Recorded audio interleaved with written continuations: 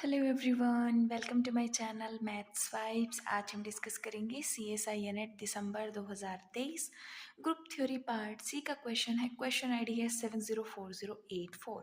Which of the following statements are true. हमें 4 statement given है, हमें बताना है कौन सी स्टेटमेंट हमारी ट्रू होगी। हम वन बाय वन डील करेंगे।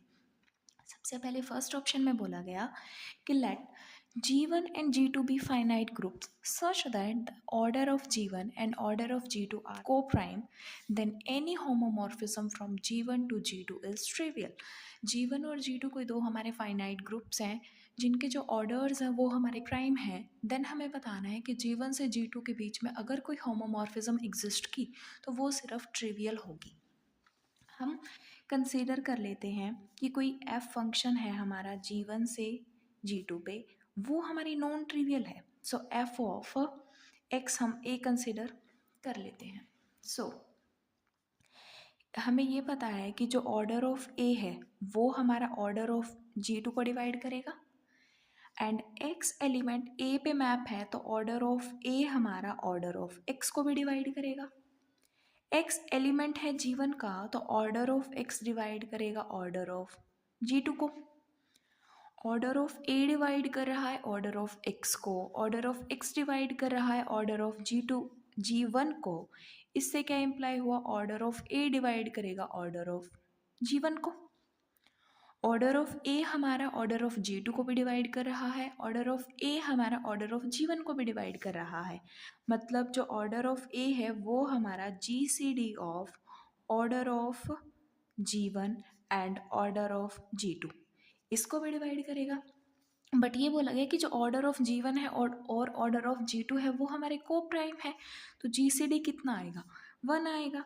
मतलब order of a divides 1। This implies that order of A is equals to 1. A का ऑर्डर हमारा 1 है, मतलब A हमारा आइडेंटिटी के इक्वल है।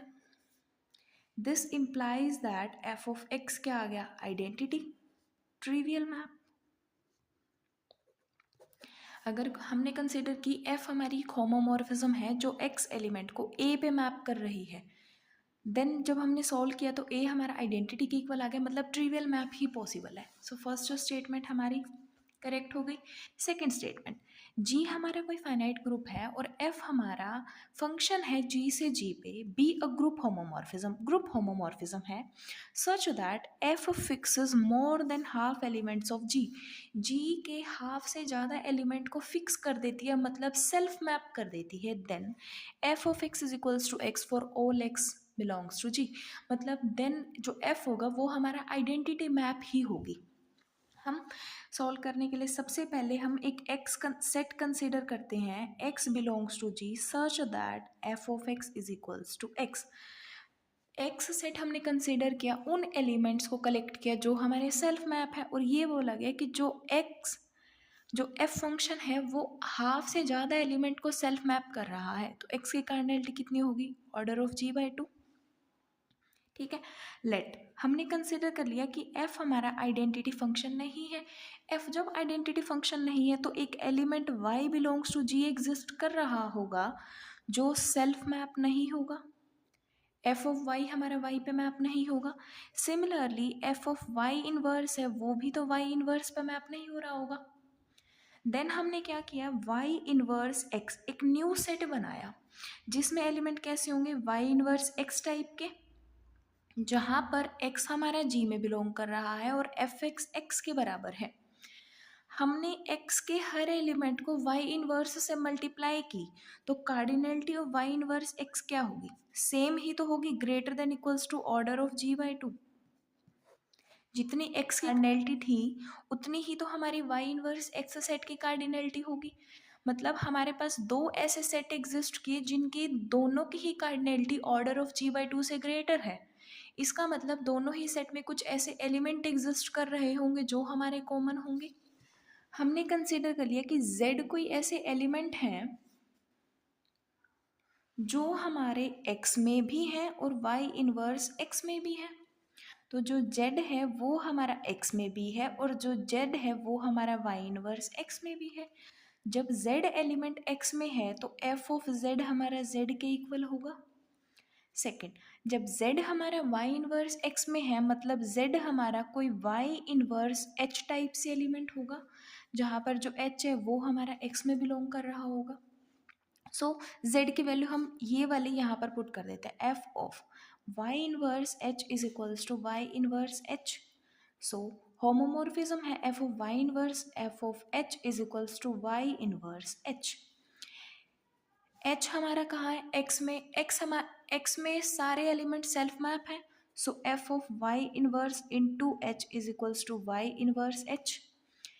Post multiply by h inverse then f of y inverse is equals to y inverse.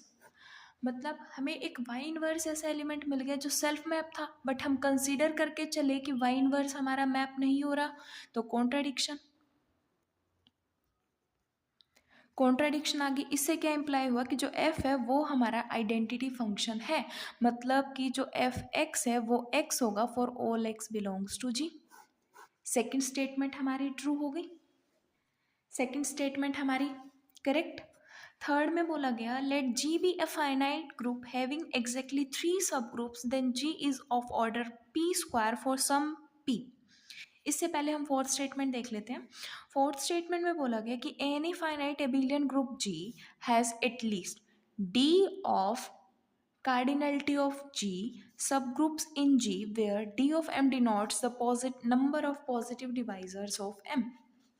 Finite abelian group है तो converse of Lagrange's theorem hold कर जाएगी, मतलब जितने भी ऑर्डर ऑफ जी के डिवाइजर्स होंगे उतने ही हमारे पास सब ग्रुप्स एग्जिस्ट करेंगे, तो फोर्थ स्टेटमेंट भी हमारी ट्रू है।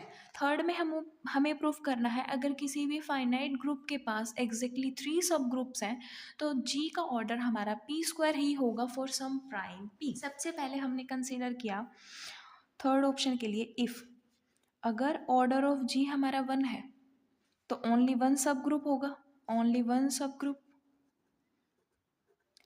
इससे क्या पता चला कि जो ऑर्डर ऑफ जी है वो हमारा ग्रेटर देन इक्वल्स टू 2 होगा।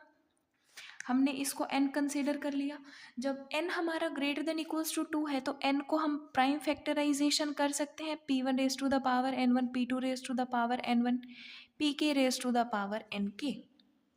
ठीक है, इसको हम सिंपली फॉर्म में समझने के लिए हम अगर इतना भी कंसिडर करें n p1 इंटू p2 है, दो डिस्टिंक्ट प्राइम का अगर प्रोडक्ट भी है, फाइनाइट भी है, तो p1 डिवाइड कर रहा है n को तो p1 ऑर्डर का एक सब ग्रुप एग्जिस्ट करेगा, p2 डिवाइड कर रहा है n को तो p2 ऑर्डर का भी एक सब ग्रुप एग्जिस्ट करेगा, p1 p2 ऑर्डर का भी एक सब ग्रुप एग्जिस्ट करेगा, एंड आइडेंटिटी भी हमारे पास एग्जिस्ट कर रही है। मतलब कि n अगर टू डिस्टिंक्ट प्राइम्स का प्रोडक्ट भी अगर हम कंसिडर कर लें तो भी उसके पास 4 सब ग्रुप्स एग्जिस्ट कर रहे हैं, बट स्टेटमेंट में हमें बोला गया कि एग्जैक्टली 3 सब ग्रुप्स हैं, मतलब n को हम टू डिस्टिंक्ट प्राइम्स का प्रोडक्ट तो नहीं ले सकते, तो ये भी हमारा डिस्कार्ड हो गया। अगर हम n को सिंगल प्राइम p1 कंसिडर कर लें तो इसके पास 2 सब ग्रुप एग्जिस्ट करेंगे, आइडेंटिटी और g इटसेल्फ, तो p1 भी नहीं होगा। अगर हम p1 स्क्वायर कर दें तो g हमारा कैसा बन जाएगा, एबिलियन बन जाएगा, प्राइम का स्क्वायर है एबिलियन हो जाएगा। तो कितने सब ग्रुप्स एग्जिस्ट करेंगे, identity and group of order p and group of order p square. So ये हमारी होल्ड कर जाती है, जिसकी वजह से थर्ड स्टेटमेंट में यही था कि अगर 3 सब ग्रुप हैं तो ऑर्डर p स्क्वायर ही होगा। सो थर्ड स्टेटमेंट भी हमारी करेक्ट हो जाएगी। करेक्ट ऑप्शन है first, second, third and fourth. अगर आपको वीडियो पसंद आई हो तो लाइक करें, शेयर करें, और अगर अब तक चैनल को सब्सक्राइब नहीं करा है तो सब्सक्राइब करें। Thank you.